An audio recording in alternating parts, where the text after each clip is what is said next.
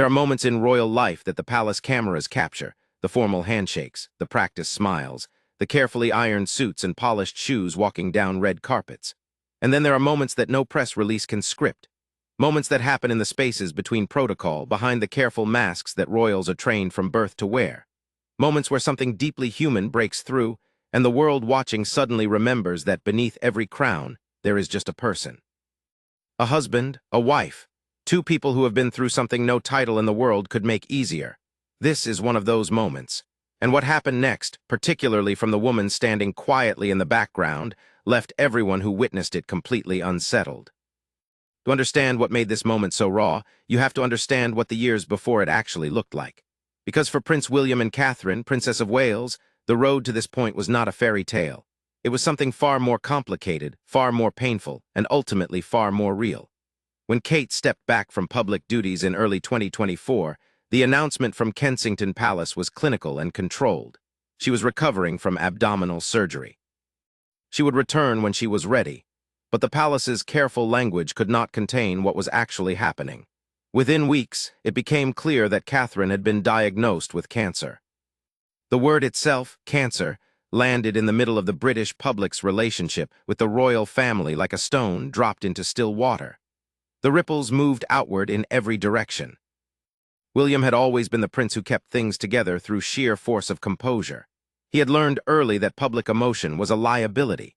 He had watched his mother, Diana, become the most beloved and most exposed royal of her generation, and he had spent his entire adult life trying to protect his family from that same exhausting scrutiny. He had built walls. He had controlled his public face with extraordinary discipline. But Kate's illness dismantled something in him that all those years of training could not hold in place. Behind closed doors at Windsor and Adelaide Cottage, the man known to the world as the future King of England was simply a frightened husband and father, and those closest to him knew it. Kate, royal sources would later confirm, had become undeniably the glue holding the Wales family together. That was not a metaphor.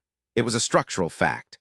She was the one who managed the rhythm of family life for George, Charlotte, and Louis. She was the one who softened William's edges when he came home carrying the weight of public duty. She was the one who had spent years quietly, patiently building bridges between William and his complicated feelings toward his stepmother Camilla, bridges that William himself had been too guarded to build on his own. When Kate stepped back from that role because her body demanded it, the absence was felt at every level. In the house, in the family, in William himself. "Hello."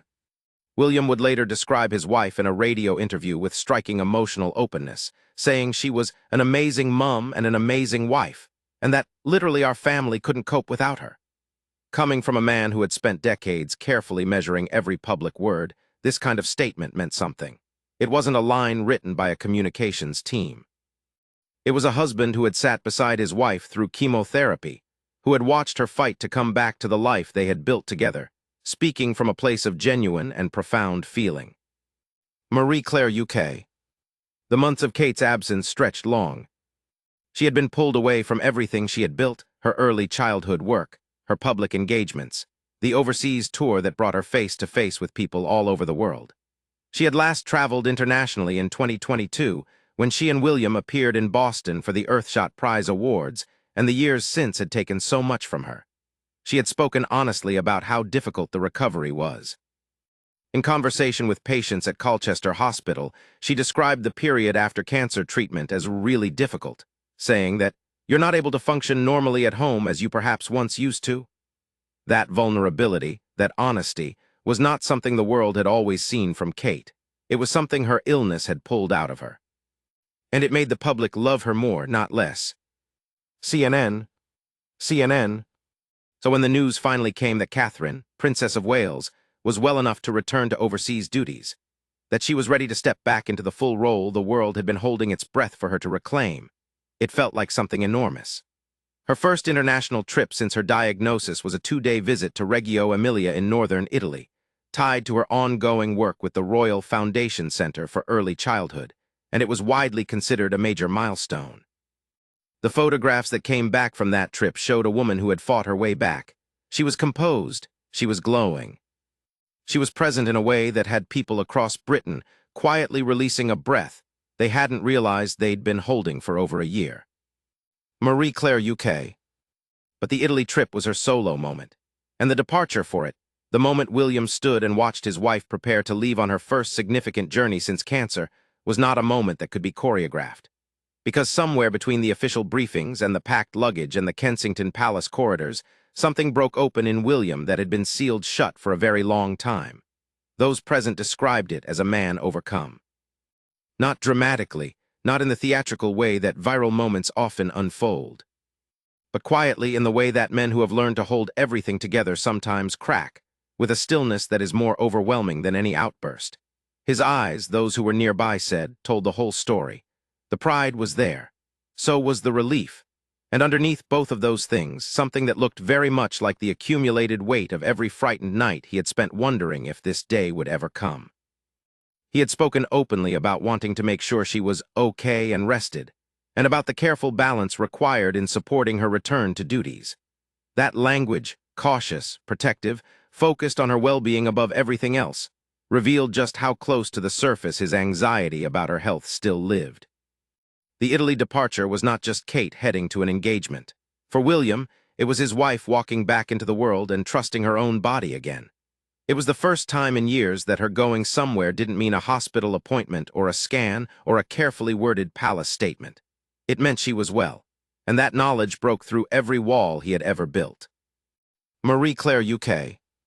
Now against this backdrop comes the part that genuinely surprised people, because Queen Camilla was watching too, and her reaction to Kate's cancer recovery, to the emotional video in which the Princess of Wales announced she had finished chemotherapy and was in remission, was, to say the least, unexpected. The relationship between Camilla and Kate had never been entirely simple. Royal expert Christopher Anderson told Us Weekly that William merely tolerates his stepmother, and a family friend noted that William and Harry had always distrusted Camilla and felt resentment toward her because of their devotion to their mother. That history was long and layered. Camilla had entered the Wales boys' lives carrying the weight of everything their parents' marriage had been, and everything it had not. She had never quite escaped that shadow in William's eyes, and she knew it. It was reportedly Kate who had been the driving force in getting William to mend fences with Camilla over the years, always treating her stepmother-in-law with kindness, never being dismissive, working quietly to smooth what could have remained permanently rough. AOL. But when Kate released her emotional announcement about being cancer-free, Camilla's reaction, at least in private, stopped people cold. According to the Daily Mail, while Her Majesty was deeply relieved about Catherine's recovery, a senior household source claimed she joked to friends that Kate's video was like a shampoo commercial. The remark, by any measure, was astonishing. Here was a woman who had just battled cancer and stepped in front of a camera to tell the world she was still standing. The warmth of that moment had reached millions of people across the country, and Camilla's response to it, at least in private, was a joke about production quality. The comment made its way out, as these things do, and the reaction was swift and damning. AOL. For people who had spent years watching the royal family navigate its many tensions, this was not entirely surprising, but it was still shocking to hear it stated so plainly. Camilla had always occupied an uneasy position. She was reportedly aware that her popularity within palace walls was limited, and that William and Harry's distrust grew when they found out Camilla was leaking stories to the press to make herself look better. She had long operated in a space where her authority was real, but her affection was contested. And as Kate's star power grew, as the Princess of Wales became one of the most beloved figures in Britain, the dynamic between the two women carried its own quiet tension. AOL. There had been more visible moments too. A clash at a formal engagement had been caught on camera and discussed extensively.